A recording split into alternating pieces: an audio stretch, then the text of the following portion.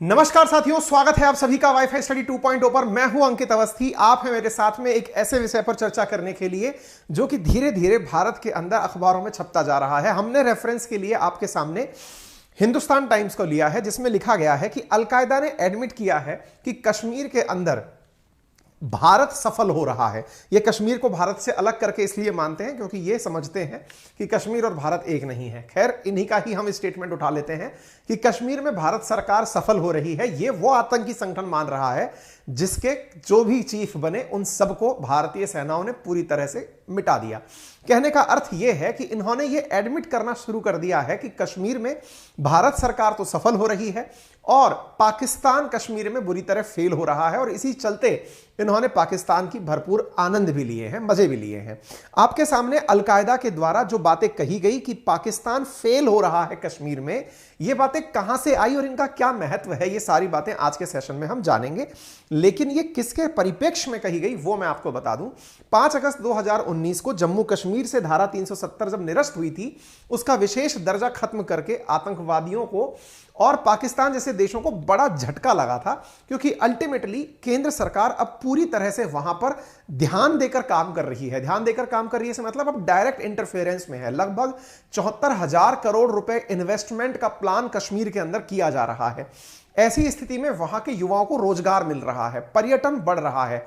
कई डिस्ट्रिक्ट्स तो ऐसी हैं जिसमें कि मतलब एक तरह से समझिए कि लोग जो हैं वो आतंकी बनने का रास्ता ही छोड़ दिए हैं लंबे समय से। यानी 5 डिस्ट्रिक्ट कश्मीर की ऐसी अब निकल के आई हैं जिसमें से एक भी व्यक्ति आतंक की तरफ प्रेरित नहीं हुआ है। ऐसी स्थिति को ध्यान में रखते हुए यह आतंकी संगठन जिसका नाम है al Qaeda Indian continent, al Qaeda in Indian continent, AQIS Indian, इसने कश्मीर के अंदर भारत सरकार की सफलता स्वीकारते हुए कहा है कि उसने घाटी में उग्रवाद के संबंध में पाकिस्तान पर भड़ास निकाली है और कहा है कि भैया तुम लोग यहां सफल नहीं हो पाए हो और भारत सरकार आतंक को मिटाने में सफल हो गई है, या इन शॉर्ट ये कहिए कि अलकायदा को मिटाने में भारत सरकार सफल हो गई है। यह बयान काफी ज्यादा मायने रखता है क्योंकि अल्टीमेटली इस बयान में उस आतंकी संगठन का नाम लिया जा रहा है जो आतंकी संगठन अफगानिस्तान से ओरिजिनेट हुआ था ओसामा बिन लादेन और अल जवाहिरी के नेतृत्व में। ओसामा बिन लादेन और अल जवाहिरी दोनों ही इस समय अमेरिका की भेंट चढ़ चुके हैं, लेकिन ऐसी स्थिति में उनके द्वारा जो संगठन रीजनल लेवल पर बनाए गए थे उनमें से AQIS संगठन था जो भारत के अंदर सक्रिय था। ये जो AQIS संगठन है ये क्या है, तो इसको समझने के लिए ऐसे समझिए कि अलकायदा तो हो गया अफगानिस्तान के अंदर, अब ये लोग अपनी रीजनल ब्रांच और डालते हैं। रीजनल ब्रांच से मतलब यूं समझिए जैसे फीफा वर्ल्ड कप के दौरान अगर आपने देखा हो तो आपने देखा था ना, फीफा वर्ल्ड कप के दौरान अलकायदा ने मुसलमानों से कहा था कि वो मैच से दूर रहें क्योंकि ये बिगाड़ने वाली चीजें सिखा के जाएगा, तो वो उनकी वहां वाली ब्रांच थी। ऐसी ही इनकी इंडिया वाली जो ब्रांच है जिसका नाम AQIS है, जिसमें इंडिया, बांग्लादेश, पाकिस्तान, म्यांमार, श्रीलंका जैसे देश शामिल किए गए हैं, कि इनमें ये ऑपरेट करती हैं। यानी अलकायदा है तो वहां पर ये एक तरह से MNC की तरह समझिए। जैसे अमेजन अमेरिका में है लेकिन अमेजन इंडिया में भी है, अमेजन जापान में भी है, तो अमेजन पाकिस्तान में भी होगी। कहने का मतलब है इंडिया के हेड जैसे होते हैं ना, ऐसे ये लोग अपना कार्यकारी हेड बनाते हैं। तो इनमें से जो AQIS नामक जो संस्था है इनकी, उसने ऐसी बात कही है। अच्छा, अगर आप इसके बारे में और ज्यादा जानकारी चाहते हैं तो ये वही AQIS है जिसने नुपुर शर्मा के केस को इंसल्ट ऑफ प्रॉफिट कहते हुए कहा था कि सुसाइड बॉम्बिंग होनी चाहिए इस घटना के बाद में। ये वही AQIS है जिसने आर्टिकल 317 हटने पर जम्मू कश्मीर के लोगों को कहा था कि ये तुम्हारे मुंह पर तमाचे जैसा है, और जम्मू कश्मीर की पैलेस्टीन से यानी फिलिस्तीन से तुलना की थी। ये वही AQIS है जिसने मुस्लिमों को भड़काते हुए कहा था इंडिया के खिलाफ कि आप लोग अपने हाथ में हथियार उठा लीजिए और जिहाद करना शुरू कर दीजिए। इसी AQIS के द्वारा जो दिया गया बयान, अब ये AQIS की जो असली AQ है यानी अलकायदा है, वो इन दोनों के द्वारा स्थापित की गई थी, ओसामा बिन लादेन और अल जवाहिरी के द्वारा 1988 में। इसी का ही ब्रांच AQIS इंडिया के अंदर बना हुआ है, और उसके अंदर इसका गठन 2014 के अंदर अलकायदा प्रमुख अल जवाहिरी ने इसका गठन किया था। AQIS पाकिस्तान, बांग्लादेश कई आतंकी वारदातों को अंजाम दे चुका है, और इसका जो है ना मतलब अलग अलग जगह पर है। और यूनाइटेड नेशन सिक्योरिटी काउंसिल के अनुसार इसके पास करीब 200 आतंकी हैं। ये 2020 का आंकड़ा है। और अलकायदा इन इंडियन सबकॉन्टिनेंट इसकी फुल फॉर्म है, अलकायदा इन इंडियन सबकॉन्टिनेंट। ठीक है, तो अलकायदा इन इंडियन सबकॉन्टिनेंट वैश्विक रूप से एक प्रतिबंधित संगठन है और इस प्रतिबंधित संगठन ने अपने द्वारा जब जब कोई भी व्यक्ति को नियुक्त किया है तो उसका प्रॉपर एक वीडियो डाला है। जैसे अल जवाहिरी ने जब इंडिया के लिए अपना कोई व्यक्ति हेड के रूप में नियुक्त किया था, उसका नाम था असीम उमर। असीम उमर को इंडिया का हेड बना के नियुक्त किया, लेकिन अमेरिका ने उसको अगले ही साल मार दिया। यानी 2018 के अंदर यह असीम उमर अल जवाहिरी ने अपॉइंट किया, जैसे कि जाओ तुम इंडिया हेड बन जाओ। इंडिया हेड को 2019 के अंदर अमेरिकी फोर्सेस ने मार दिया। उसके बाद में खुद ये अल जवाहिरी अमेरिका की भेंट चढ़ गया। इसके साथ साथ वर्तमान के 5 देशों में, अफगानिस्तान, भारत, पाकिस्तान, बांग्लादेश, म्यांमार में ये सक्रिय है और इसकी मौजूदगी जो है ना वो कई सारे उदाहरणों से समझने को मिलती है। आपको यह जानना चाहिए कि यह अलग अलग नाम से जाना जाता है। जैसे बांग्लादेश में इसको अंसार उल इस्लाम के नाम से जाना जाता है।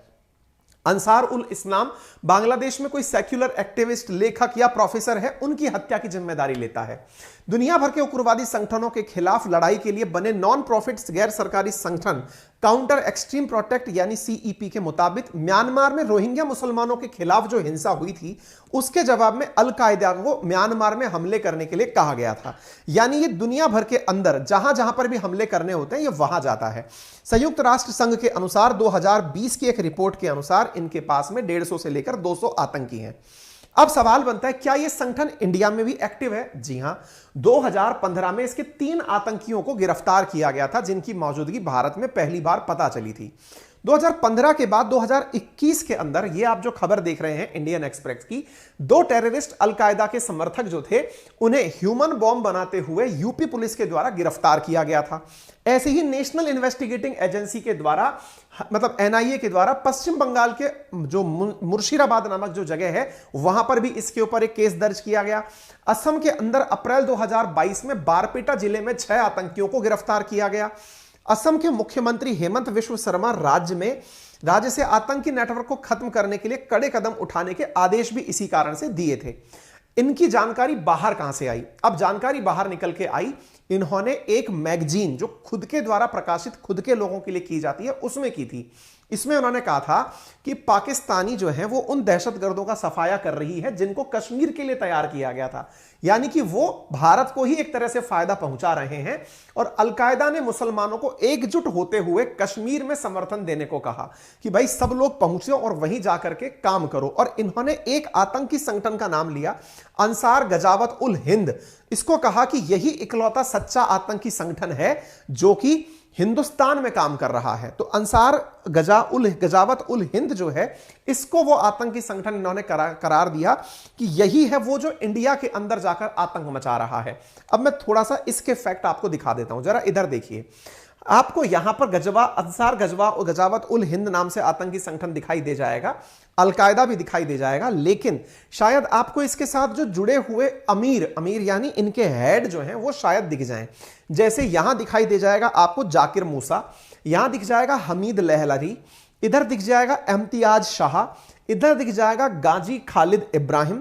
ये जो 4-5 लोग आपको दिख रहे हैं इन सबके पीछे टेन्योर लिखा हुआ है। आपको देखकर लगेगा जाकिर मूसा ब्रैकेट में 2017 से 19, इसका मतलब ये नहीं था कि 2 साल की नौकरी थी उसके बाद रिटायरमेंट हो गया।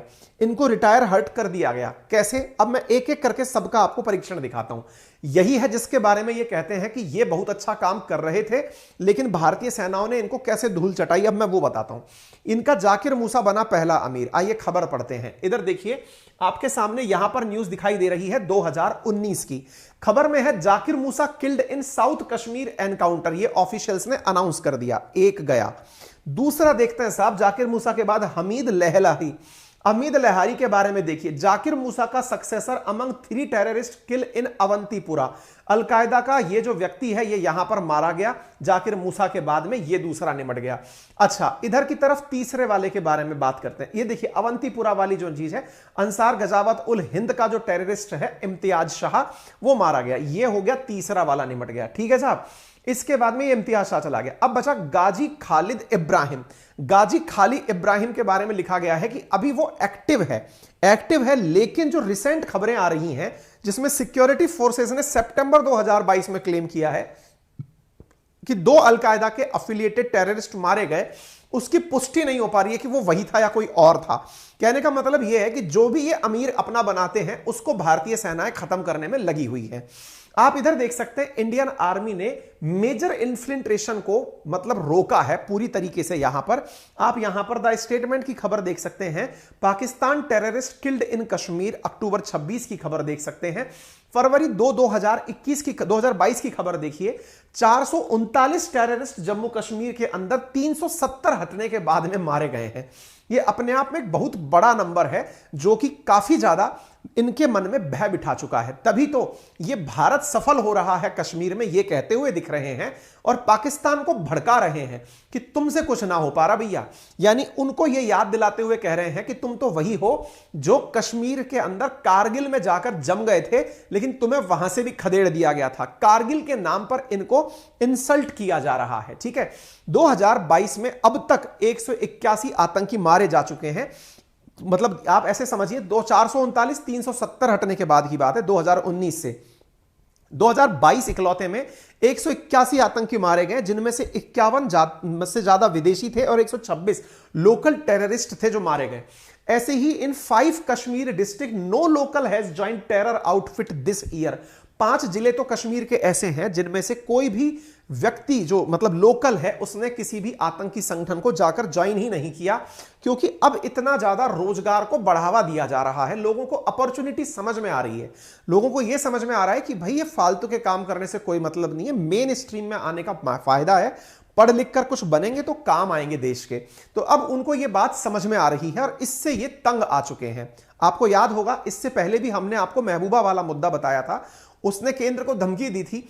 असल में ये सब धमकियां इसीलिए देते हैं ताकि युवाओं को भड़काया जा सके। अब युवा 100-200 रुपए लेकर पत्थर फेंकने तो नहीं आएगा, क्योंकि उसको बहुत सारा काम मिल रहा है। जुलाई के अंदर राज्यसभा के अंदर एक सवाल पूछा था हमारे ही एक सांसद के द्वारा।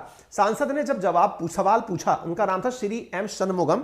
इन्होंने सवाल पूछा कि साहब बताइए, मिनिस्ट्री ऑफ होम अफेयर्स बताएं कि कितने आतंकी मारे गए, क्या कुछ हुआ कश्मीर में। तो सरकार ने बकायदा टोटल नंबर लिख कर दिए कि टेररिस्ट इंसिडेंट 2021 तक आप नंबर देख सकते हैं, 417, 255, 244, 229।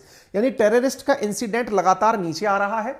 यह राज्यसभा के अंदर दिए गए जवाब की प्रति है, जो श्री नित्यानंद राय जी हैं उनके द्वारा जो आंसर दिया गया था उसके बारे में जानकारी है। ऐसे ही 2018 का आप देखें, सिक्योरिटी फोर्सेस कितनी किल्ड हुई, तो 2021 में 42, 2020 में 62 थी, 19 में 80 थी और 18 में 91 थी। यानी कि दोनों ही चीजों में सकारात्मक सुधार देखा गया है। असल में सरकार के द्वारा यहां पर बहुत सारे काम किए जा रहे हैं। 2014 के बाद से ही पीएमडीपी, प्रधानमंत्री डेवलपमेंट पैकेज यहां अनाउंस किया गया। कई फ्लैगशिप स्कीम्स यहां पर अनाउंस की गई। लगभग 4.5 लाख लोगों को रोजगार की संभावना यहां पर दी गई। 28,400 करोड़ के इन्वेस्टमेंट प्रोजेक्ट यहां पर निकल करके आए। आप यहां पर देख सकते हैं कि जम्मू कश्मीर के अंदर जो स्थितियां बन रही हैं उनको देखते हुए इलेक्शन कमीशन यहां पर फिर से चुनाव कराने की पूरी तैयारियों में लगा हुआ है। एक आंकड़ा बताता है कि जम्मू कश्मीर जो है वो 2023 तक लगभग 75,000 करोड़ रुपए का इन्वेस्टमेंट प्राप्त कर जाएगा। यह अपने आप में एक बहुत बड़ा नंबर होता है। किसी भी राज्य को इतना इन्वेस्टमेंट अगर मिलता है, चाहे वो इंफ्रास्ट्रक्चर के माध्यम से हो या फिर टूरिज्म के अंदर हो, किसी भी माध्यम से हो, तो वो एक देश के लिए, मतलब एक राज्य के लिए और एक पर्टिकुलर क्षेत्र के लिए काफी जगह परिवर्तनकारी होता है। असल में इनके जो मजे लिए अलकायदा ने पाकिस्तानियों के, वो लिए कारगिल को लेकर के कि तुम बेटा कारगिल में मुंह की खा के आए थे। असल में कारगिल 23 साल पहले कारगिल की पहाड़ियों में वर्ष 1999 की बात है, जब वहां पर पाकिस्तानियों के द्वारा देश की कारगिल की पहाड़ियों के ऊपर जबरदस्ती कब्जा कर लिया गया था। होता क्या है, सामान्यतः सर्दियों में सब लोग पीछे हट जाते थे। इन्होंने ये सोचा कि इस बार की सर्दियों में हम ऊपर जाकर जम जाएंगे, भारतीय सेना भी पीछे हटी हुई है। लेकिन बाद में जब पता चला कि यार ये लोग तो ऊपर आ गए, तब जब ये बात पता चली तब जाकर के भारत ने अपनी उन चोटियों को जिस पर पाकिस्तानी आकर बैठ गए थे उनको छुड़वाया। और उसको छुड़ाने के दौरान जो घटना हुई, सबसे डिफिकल्ट टेरेन में से एक युद्ध उसे माना जाता है, जिसमें से हमारे 562 जवान शहीद हुए थे और पाकिस्तान के 600 से ज्यादा सैनिक मारे गए थे। यह घटना 26 जुलाई को पूर्ण हुई, जिस दिन हमने पूरी तरह से इसको एज ए मतलब कारगिल दिवस के रूप में सेलिब्रेट करना, विजय दिवस के रूप में सेलिब्रेट करना शुरू किया। यह घटना काफी ज्यादा मेमोरेबल है। पाकिस्तान की जो सबसे बड़ी डिफीट है उनमें कारगिल से भी बड़ी डिफीट उनकी बांग्लादेश वाली है, जिस समय पाकिस्तान के 2 टुकड़े कर दिए गए थे।